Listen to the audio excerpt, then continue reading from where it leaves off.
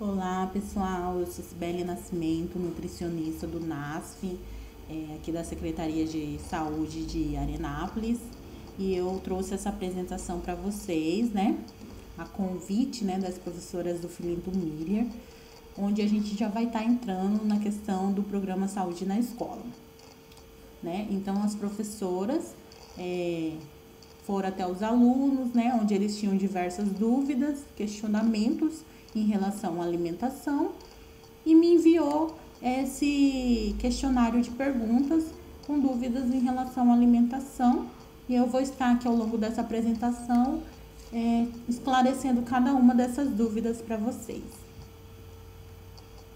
O primeiro questionamento foi em relação à anemia, onde ele fala assim: quais alimentos são bons para combater a anemia? E por que às vezes você acha que está tendo uma boa alimentação ou porque está um pouco gordinho não desenvolve anemia? Ao contrário, muitas vezes a pessoa mesmo assim desenvolve anemia. Então esse foi o questionamento do aluno, né? Para se iniciar falando de anemia, a gente tem que saber que existem diversos tipos de anemia. A gente tem a anemia falciforme, que é quando ocorre uma deformação, né, nas células do sangue, nas células vermelhas, né? E aí, principalmente as hemácias, elas ficam com aquela forma de foice, né? Então, por isso que vem o nome falciforme. Já a anemia ferropriva, ela é causada por uma dieta pobre em ferro, né? Ou uma má absorção de ferro. A talassemia, ela é uma alteração no DNA. E isso acarreta uma dificuldade ou uma alteração na síntese da hemoglobina. A anemia perniciosa é quando não ocorre a absorção da vitamina B12. Mas aqui a gente vai se atentar principalmente à anemia ferropriva, porque é onde acomete a maioria da população, né? 90% de toda a faixa etária, desde criança até idosos, ocorre a anemia ferropriva. Então, quando se fala assim, quais alimentos são bons, né, para combater a anemia, a gente tem dois tipos de alimentos ricos em ferro, que vai ser a de origem animal e a de origem vegetal. A de origem animal vai ser todos os tipos de carne, leite e ovos. Só que alguns alimentos, eles são mais biodisponível e outros são menos biodisponível, né, no nosso metabolismo. E o de origem vegetal, que vai ser as verduras de cores verde escura, os feijões, a soja, a lentilha, né? E os alimentos integrais. Bom, como que ocorre essa absorção, né? Porque a gente pode ter esses alimentos, o consumo desses alimentos e mesmo assim não ter ferro de forma adequada no nosso metabolismo. Por quê? A absorção, ela ocorre de duas formas. Pelo ferro M, que é de origem animal, e pelo ferro não M, que é de origem vegetal. O ferro M, ele é mais biodisponível, ou seja, sua absorção ocorre, é muito boa, né? Praticamente 100% absorvido. E o ferro não M, ele já não é tão bom a sua absorção, porque ele tem que passar diversos processos, né, dentro do nosso metabolismo para poder então ser absorvido. E para ele ser absorvido, ele tem que ter ferro, né, no nosso metabolismo para poder ser absorvido. E além de tudo isso, por exemplo, a gente, Sibeli, eu consumo muitos desses alimentos, mas mesmo assim eu tenho um quadro de anemia. Isso pode estar ocorrendo porque você tem ferro disponível, mas não está sendo absorvido, que pode ser decorrente dos alimentos que são inibidores da absorção do ferro. Quais que são esses alimentos? São o que a gente chama de tanino, fitato, né? Que são chás escuros principalmente, café, refrigerantes. Os fitatos, eles vai ter no feijão, né? Que você vê é uma fonte de ferro. E o que você pode fazer para melhorar essa absorção? Deixar o feijão, no caso do feijão, deixar o feijão de remolho é uma coisa que ajuda muito, sabe? Você deixa ele de molho na água e vai trocando a água. Isso quebra bem os fitatos dele e melhora a absorção do ferro.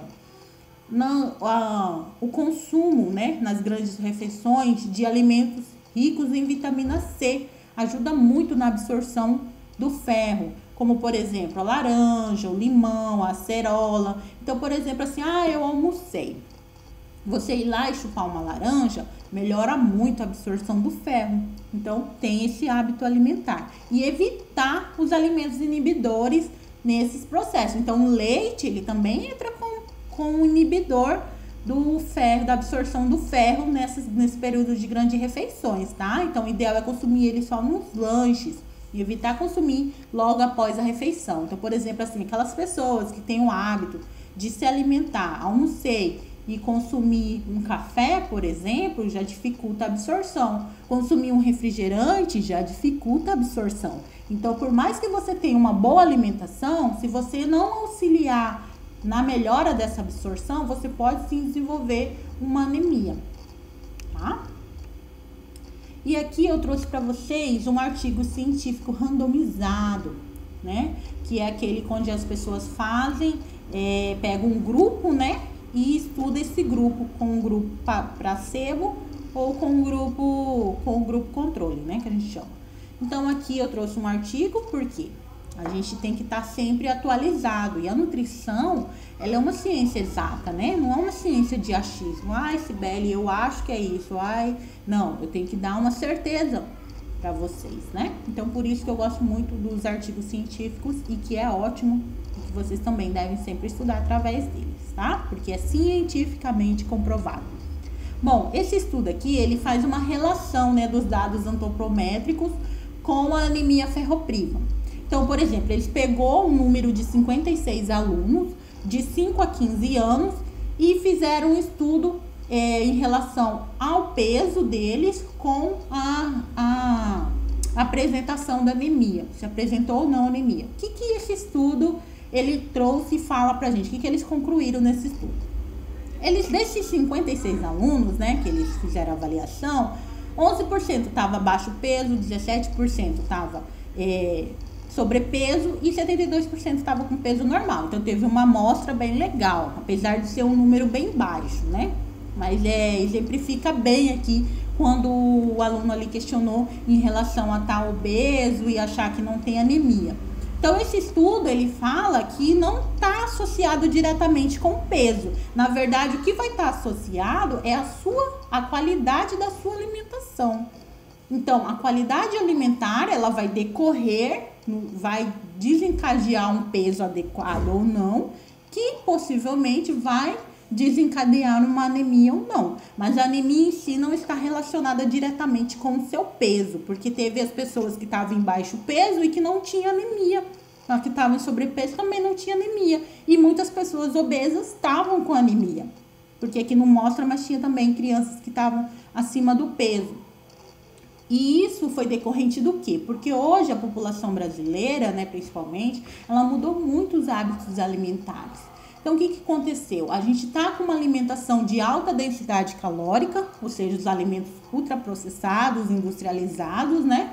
Que são de alta densidade calórica e não fornecem nenhum nutriente para o nosso corpo, nutriente que o nosso corpo necessita. Então, a gente está obeso e desnutrido ao mesmo tempo. Antigamente, nos anos anteriores, né, nas décadas anteriores, a gente sofria muito com o quadro de desnutrição. Hoje em dia, a gente já está sofrendo com o quadro da obesidade, principalmente nas escolas, desde a faixa de crianças, né, até adolescente, até adultos. Então, isso está decorrente mesmo de uma alimentação inadequada. E concluindo lá, né, o estudo que ele fala, então não tem muito a ver com o peso, sim com a qualidade da sua ingestão alimentar, tá? Então, quando pergunta assim, porque eu sou obeso ou estou em sobrepeso, eu não vou ter anemia. Não necessariamente. Às vezes você está obeso e você pode sim ter anemia, tá? Então, cuidar da ingestão e da qualidade alimentar, para não desencadear nenhum tipo de anemia ferropriva ou nenhuma das outras anemias, né? Aí aqui na segunda pergunta, eu juntei a 2, a 3 e a 9. Por quê? Porque fala praticamente do mesmo assunto. Então, eu vou responder, né? E já, consequentemente, eu vou estar respondendo todos. Aqui fala assim, quais alimentos são bons para diminuir massa gorda e obter massa magra? Bom, para você gerar perda de gordura, né? Diminuir massa magra, massa gorda, no caso, você tem que ter uma alimentação qualitativa, ou seja, uma alimentação que contemple todos os grupos alimentares, ter uma atividade física regular, ingerir água, tá, pessoal? Muito importante. Ter um metabolismo ativo vai te auxiliar muito nesse processo. E gerar no seu plano alimentar um déficit calórico, que isso vai gerar perda de gordura. Para você ganhar massa magra, né, que é músculo, você tem que adequar o percentual de proteína. Então, você tem que ter um alto teor de proteína na sua alimentação. Aí, aqui eu trouxe alguns alimentos que têm alto teor de proteína, que são geralmente os alimentos integrais, né, os grãos, e eu trouxe também umas oleaginosas, também que são muito boas no teor de proteína, além das carnes, das verduras em gerais, tá? É possível ganhar massa magra acima dos 40 anos? Como?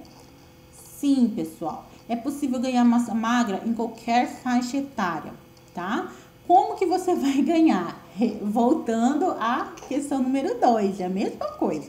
Para você ganhar massa magra, independente da sua faixa etária, você tem que melhorar a sua ingestão de proteína, até ter um nível adequado de ingestão de proteína, praticar atividade física regularmente e consumir água no nível adequado, tá? Ter uma alimentação saudável, né? Alimentação rica em produtos in natura, produtos naturais, que são as verduras, frutas, né? Evitar os alimentos ultraprocessados, que são aqueles alimentos industrializados que de nutriente não vai ter nada. Como eu posso ter uma queima de gordura sem perder massa magra? Bom, gente, as duas coisas ocorrem juntas, tá? Você vai ter perda de gordura e você, consequentemente, vai ter perda de massa magra associada. Às vezes pode ocorrer mais, pode ocorrer menos. Se você adequa o teor de proteína, você não, consequentemente, não vai perder tanta massa magra, tá? E vai queimar mais gordura. Se você tiver um metabolismo bem eficiente, um metabolismo tudo ok, com uma queima rápida, você vai queimar gordura bem de forma muito boa. E isso é gerado por um déficit calórico no seu plano alimentar. Que aí você queima gordura de forma bem eficiente, sem perder tanta massa magra, tá? Espero ter respondido aqui esses questionamentos. Bom, aqui no 4, 5 e 6. Pergunta assim, o 4. É verdade que quanto menos água eu tomar, na falta dela meu corpo vai sugar a água das fezes, deixando a pessoa ressecada? É verdade, pessoal. Quando você não toma água suficiente, você vai ficar constipada, tá? A constipação, que é quando a gente fala que a pessoa está ressecada, ela ocorre principalmente pela falta de água, quantidade de água ideal, e pela falta de quantidade de fibras no nosso organismo. Então, quando você tem deficiência desses dois, você consequentemente vai ficar ressecado, tá? Porque a água, ela tem diversas funções no nosso metabolismo. Ativação dele, a queima de gordura, principalmente, só acontece na presença de água. Então, se você não tem água suficiente, a água vai para funções vitais, né? E aí, consequentemente, ele vai tirar água de tudo que ele puder para poder ir para as funções vitais. Então, isso pode sim causar uma constipação. O ideal de água é de 35 ml por quilograma de peso a 40 ml por quilograma de peso. Então, é só você fazer esse cálculo que você vai saber o tanto de água que você deve consumir por dia e fazer esse consumo, tá? Que aí você não vai ter nenhum problema de constipação e melhorar a ingestão de fibra. O consumo excessivo de laticínio faz mal? Tudo em excesso faz mal, tá, pessoal? Então, o ideal é a gente ter um equilíbrio na nossa alimentação. Seja em todos os grupos alimentares, seja no grupo dos laticínios, seja no grupo das frutas, seja no grupo... E isso vai depender muito do seu objetivo, do que você quer para você, né? Se você quer uma qualidade de vida, se você quer um emagrecimento, se você quer um ganho de massa, tudo tem que ter equilíbrio, senão acaba prejudicando. Como montar uma alimentação saudável e barata? As pessoas acham que a alimentação saudável é uma coisa muito diferente Na verdade, não é não. Alimentação saudável, o que é uma alimentação saudável? É uma alimentação natural, onde você vai contemplar todos os grupos alimentares. Isso não é caro, gente. A gente acha que é caro, mas não é. Por exemplo, um final de semana aí que você vai consumir, que você vai enfiar o pé na jaca, né? Que é onde a maioria das pessoas acaba saindo um pouco da rotina. Você vai comer uma pizza. Uma pizza hoje é R$65. Aí você compra mais um refrigerante, já vai lá dar uns 70, uns 80 reais, digamos assim. Isso pra mim é caro, entendeu? E se você pegar 80 reais e você for consumir um arroz, um feijão, uma carne, né, uma salada, uma fruta aí de sobremesa, vai sair bem mais barato. E, consequentemente, o seu metabolismo vai absorver mais nutrientes, porque é uma alimentação saudável. Não é uma coisa diferente do que você faz todos os dias. E aqui eu até trouxe a pirâmide alimentar para vocês verem que ali a base da pirâmide tem que ser produtos naturais, que a gente chama de alimentos de verdade, né? Aqueles provenientes da natureza, que vai ser as frutas, verduras, as carnes, né? As leguminosas, todos esses grupos vai estar ali. Esses alimentos vai estar ali. E moderar e evitar aqueles alimentos industrializados, que não vai ter praticamente nada de nutrientes e vai ter alta densidade energética, ou seja, só vai te fornecer quilocalorias vazias, né? Que a gente chama, só vai te auxiliar no processo de ganho de peso. Os problemas emocionais dificultam o emagrecimento? Sim, pessoal, dificulta, tá? Principalmente quando você usa uma emoção e desconta na alimentação. Então, por exemplo, hoje eu tô muito estressada, preciso comer um chocolate. Isso é uma forma de você ganhar peso. Por quê?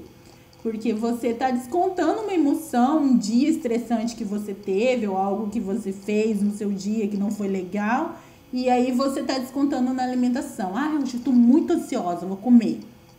Aí come demais. Então, tudo isso vai influenciar no seu processo, tá? Vai dificultar o seu processo de emagrecimento. Porque o que gera emagrecimento? É um déficit calórico, ou seja, tem que ter um balanço energético negativo, senão você não vai emagrecer. E aí, quando você tem esses problemas emocionais, o cérebro, né, ele cria sabotadores. Para quê? Para que você coma além do que necessita. Às vezes você nem tá com fome, mas você vai lá e come. Porque você tá com uma vontade, você tá com uma emoção naquele alimento, naquele momento, né?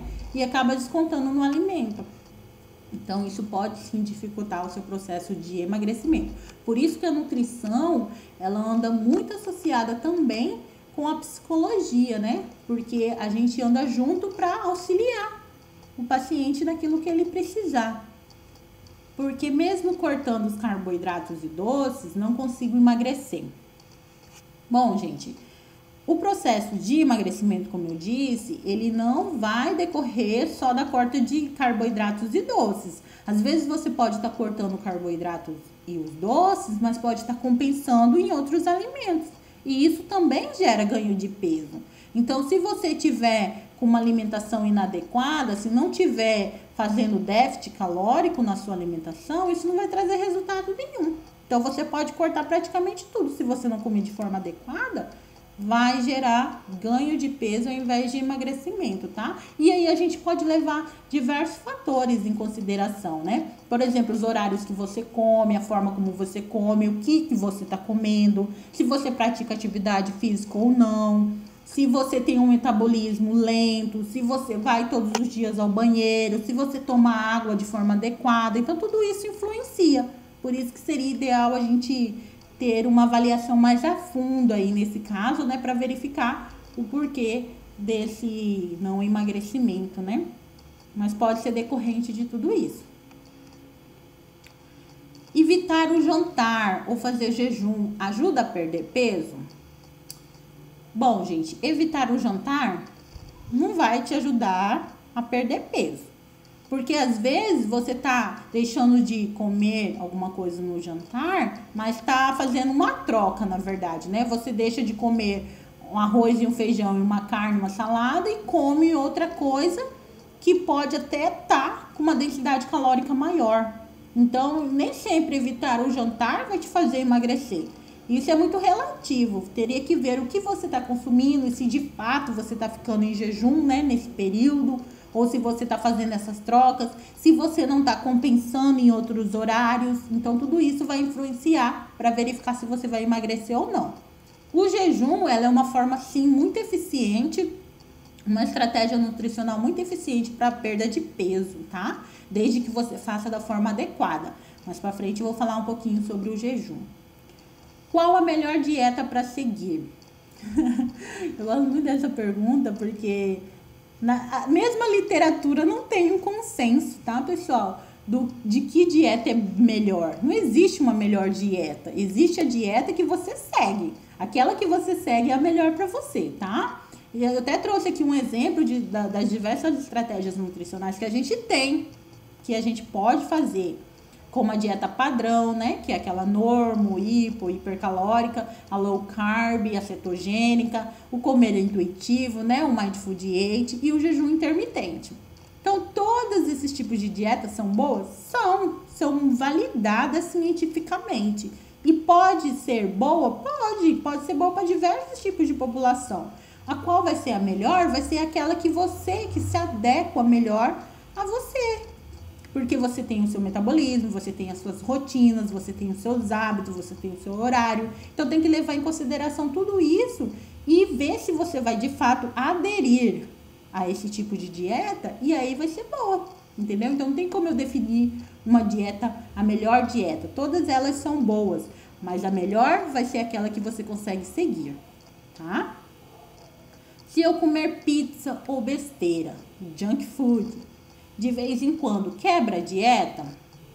Não necessariamente, porque isso vai depender, né? Por exemplo, se na sua dieta houve o cálculo de pizza, por que você não pode comer pizza? Você pode comer, não vai estar quebrando a dieta. Se houve um cálculo de um lanche, você pode estar comendo o lanche, não vai quebrar a dieta, desde que esteja dentro do seu plano alimentar. Agora, se você fez um plano alimentar onde não contempla nenhum desses alimentos, né, digamos assim, então aí sim você estaria quebrando essa dieta, né, estaria ficando no 0 a 0. O que acontece com muitas pessoas, porque as pessoas falam, por que eu não emagreço? Eu faço tudo certinho. Ou seja, de segunda a sexta, segue a risca o plano alimentar, chega nos finais de semana, mete o pé na jaca. Aí fica sempre no 0 a 0. Por quê? Para emagrecer, tem que gerar déficit calórico, balanço energético negativo. É o que eu sempre vou falar aqui para vocês, se vocês quiserem emagrecimento. Se vocês ficarem fazendo durante a semana, causando déficit, no final de semana, vocês consumirem tudo aquilo de novo, não vai gerar resultado nenhum. Por quê? Porque vai ficar sempre no 0 a 0, porque você está sempre compensando. E a compensação não gera déficit calórico, pelo contrário, gera ganho de peso, tá? Então, vai ficar sempre naquele efeito sanfona. Então, isso aqui é relativo também. Tem que verificar o que foi calculado dentro do seu plano alimentar. Mas, na maioria das vezes, as pessoas quebram, sim, a dieta e enfiam o pé na jaca. Jejum intermitente faz bem para a saúde? O que você tem a dizer sobre o jejum intermitente? Essa pergunta é muito boa. Bom, eu gosto muito de todas as estratégias nutricionais, tá? E o jejum é uma delas que eu gosto muito de utilizar com meus pacientes lá no consultório. O jejum, mas assim, será que quando eu fico sem comer nada é jejum? O que é jejum?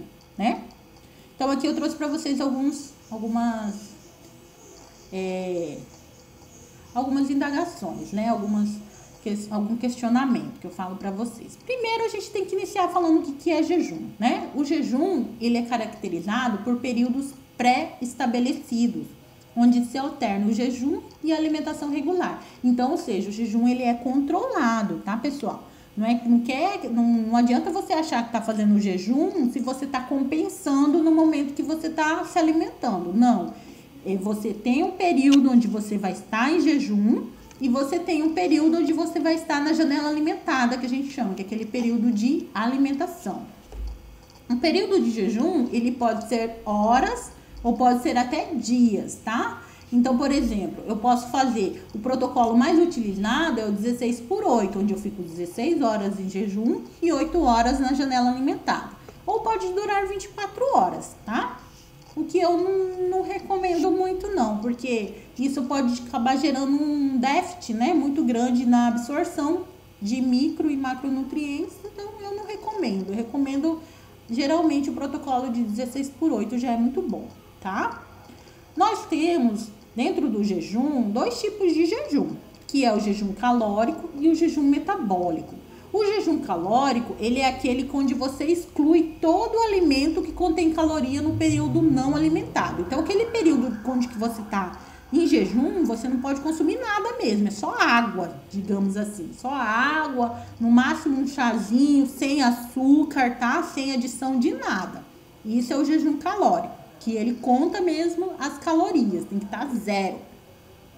E o jejum metabólico, ele é aquele onde você consome alimentos, né, de baixa calorias ou que não elevam a glicemia durante a janela não alimentada. Então, durante a janela que você está, durante o período que você está em jejum, você pode estar consumindo um óleo de coco, uma manteiga, um limão, né? Porque eles são alimentos de baixa densidade calórica, ou seja, vai ter uma baixa quantidade de quilocalorias. Aqui que entra aquela questão do café com óleo de coco, café com manteiga. Por quê? Porque o lipídio, né, a gordura, ele tem esse papel de trazer saciedade. Então, isso auxilia muito para quem faz jejum conseguir manter mais períodos sem fome, né? Sem sentir fome. E a gordura, ela é muito bem empregada, digamos, aqui no processo de jejum intermitente, tá? Você vê que são alimentos bem ricos em gorduras, que é consumido. Por quê? Por conta da saciedade mesmo. E quais que são os protocolos mais utilizados no período de jejum, do jejum intermitente? Eu trouxe 3 aqui, que são os principais, que é o 16/8, 18/6 e o 5/2. O 16/8, ele é aquele onde você fica 16 horas em jejum e 8 horas na janela alimentada, tá? O 18/6, você vai ficar 18 horas em jejum e 6 horas na janela alimentada. O 5/2, você vai ficar 5 dias da semana consumindo todos os tipos de alimentação, né? Sua alimentação normal. E 2 dias você vai ficar em jejum, consumindo no máximo 500 quilocalorias. Então, você vê assim, ele é bem diferente, né, em vista dos outros.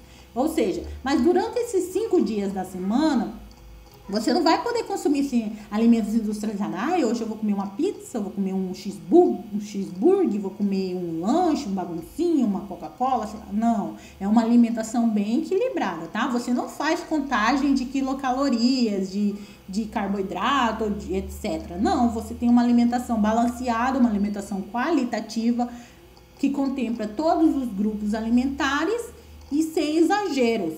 E nesses 2 dias que você vai estar em jejum, você vai ter uma alimentação com 500 quilocalorias só, ou seja, uma alimentação bem restritiva, tá? Para vocês terem ideia, 500 quilocalorias vai contemplar o quê? Um almoço e 2 frutas ao longo do dia, tá? Então, seria mais ou menos isso. Então, é uma dieta bem equilibrada mesmo, tá? E aqui eu trouxe um artigo científico para vocês, que é um artigo de revisão. Eu gosto muito dos artigos de revisão também. Porque o artigo de revisão, ele faz ele junta todos os artigos, né, de revisão com o mesmo, que fala sobre o mesmo tema, e faz tipo um resumo das ideias, né, do que foi encontrado, né, do que foi concluído nesses estudos.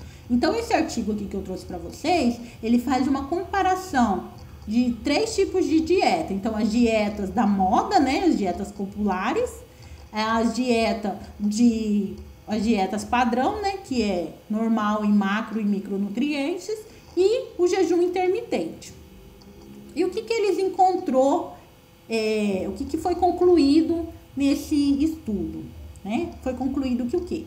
que as dietas populares para a perda de peso, a dieta da moda, né? Não há evidência científica, isso é óbvio, né? Essas dietas da moda e dietas populares que saem nos blogs, que saem nas revistas, não tem evidência científica nenhuma, pessoal. Então, não façam loucuras, tá? Essas dietas da sopa, dieta da lua, não entre nessa. Procure um profissional que vai fazer tudo de forma adequada e balanceado de acordo com as suas necessidades nutricionais, de acordo com o que você realmente precisa e que você vai gerar resultado, tá? Não existe até o momento uma única dieta ideal para a perda de peso, que foi o que eu disse lá, respondendo aquele questionamento, né? Então, você vê, mesmo na literatura, né? Com todos esses artigos de revisão, que foram diversos artigos que ele analisou, não há em nenhum momento uma única dieta para a perda de peso, uma ideal. Por quê? Porque cada pessoa é diferente, o metabolismo é diferente, suas rotinas são diferentes. Então, vai levar em consideração os seus hábitos alimentares, a sua rotina, para poder classificar, né, o que é melhor e o que vai se adequar melhor a você, tá? A qualidade dos alimentos é importante em uma dieta para emagrecimento e promoção da saúde. Então, a gente ter uma alimentação que contemple todos os grupos alimentares, uma alimentação que contemple alimentos de verdade, né, que a gente chama, que tem arroz, feijão, salada, frutas, né, verduras, tudo isso é uma alimentação saudável e tem qualidade alimentar. Para perder peso é fundamental que a dieta promova o balanço energético negativo, tá? Então, se não tiver balanço energético negativo, não tiver déficit calórico, não vai gerar emagrecimento. Adesão é um importante indicador de sucesso. Então, não adianta nada a gente vir lá calcular a melhor dieta linda, maravilhosa, se você não seguir. Tem que seguir. Por isso que é importante verificar algo que seja bom para você, conhecer sua rotina, conhecer seu metabolismo, para poder então encontrar algo, uma estratégia nutricional que seja boa para você, que aí vai contemplar e você vai conseguir seguir e vai te auxiliar no seu resultado, no que você deseja, né? Então, assim, gente, o jejum, ele é uma estratégia muito boa, tá? Para ser utilizada. Eu li um outro artigo também, só que eu não coloquei aqui, né? Que fala muito sobre o jejum, que melhora a qualidade do sono, né? Ajuda nos parâmetros, né, de comorbidade, como diabetes, hipertensão, né? Então, auxilia muito. Então, o jejum é sim uma estratégia válida, comprovada cientificamente, tá? Depois, se vocês quiserem pegar o artigo na íntegra e ler, é muito bom também. E quem que se beneficia com o jejum, né? Então, aqueles indivíduos que não têm fome pela manhã. Então, por exemplo, às vezes chega o paciente lá e fala assim pra mim: Sibeli, eu não tenho fome, eu não sinto fome, eu não comi de manhã, eu sou obrigada a comer? Não, você não é obrigada a comer de 3 em 3 horas. A gente faz essa rotina para as pessoas que já têm o hábito de consumir come, né, várias vezes ao dia, e com isso ela consegue controlar. Mas para uma pessoa que não tem fome, não tem a necessidade de você comer pelo período da manhã. Pelo contrário, o jejum seria uma boa estratégia para você, tá? Porque aí você pode ficar em jejum e comer na hora que você tiver fome. Pessoas que não gostam de levar marmita pro almoço, pro trabalho, né? Então, por exemplo, às vezes você não gosta de ficar carregando um monte de coisa na bolsa, ou lá no seu serviço você não tem onde aquecer esse alimento, né, da forma adequada. Então, o jejum pode ser uma boa estratégia para você, tá? Ficar nesse período aí em jejum, isso pode ser bom. E aparentemente obesos e portadores de doenças crônicas também é uma boa estratégia o jejum. Aquelas pessoas que têm diabetes, sabe? Que tá muito descompensado, 400, 500 de glicemia, o jejum é muito bom, porque controla bem esses níveis. Por quê? Porque sem alimentação não vai ter tanta produção de insulina, né? Essa captação não vai ter tanta produção e não vai ter aquela dificuldade na absorção. Então, aquilo que ele vai estar produzindo já vai ser suficiente para captar esse açúcar que já está lá. Então, é uma boa estratégia, tá? E por que, né, que usar o jejum? Principalmente porque você não tem uma preocupação com questão de calorias, né? Contar calorias ou fazer uma restrição muito grande, né? Ou você tem uma vontade grande de comer alguma coisa. Não, se for um jejum, você pode sim estar consumindo no seu período de janela alimentar, desde que esteja adequado, né? Porque também não pode fazer um processo de compensação. Porque se for compensação, não adianta nada você ficar esse período em jejum e na hora da janela alimentar você comer um boi inteiro. Aí não vai resultar resultado nenhum. E assim não é jejum, é compensação. Então, o jejum, tem muita adesão, principalmente pelo sexo masculino. Os homens, eles se adequam melhor a esse período de jejum, porque os homens já têm, de fato mesmo, o hábito de consumir se alimentar, né, poucas vezes ao dia. As mulheres já têm a necessidade de se alimentar mais, né, mais vezes ao dia, mas também é uma estratégia muito boa e muito utilizada por mulheres, tá? Pode ser utilizado por ambos os sexos, sem problema nenhum. E porque tem um resultado a curto prazo, tá? Então é uma dieta que você consegue ver um resultado rápido, né? As pessoas hoje querem muito questão rápida, né? Querem emagrecer rápido. Mas não é tão rápida assim, mas surte um efeito muito positivo de forma rápida, tá? Mas ela é uma dieta de curto prazo, tá, pessoal? Até coloquei aqui dieta de emergência. Por quê? Porque é uma dieta que você não pode ficar assim longo tempo fazendo. Não, é uma dieta, é uma estratégia nutricional, mas é de curto prazo, que vai surtir um resultado bom e aí a gente vai ajustando conforme as suas necessidades, tá? Bom, é isso. Eu espero ter respondido aí todos os seus questionamentos. E se tiver mais dúvida ou querer saber algo mais sobre a nutrição, estou aqui, tá? Podem me enviar que eu estarei respondendo para vocês aqui da forma online, né? Devido a esse período da pandemia aí. Mas a gente vai trabalhando assim. Eu deixo aqui para vocês o meu e-mail, o meu Instagram, tá? Pra vocês entrarem lá, eu dou bastante dicas bem legais. E espero ter ajudado vocês nessa parte aí. Qualquer coisa, só chamar. Beijos da Nutri. Até!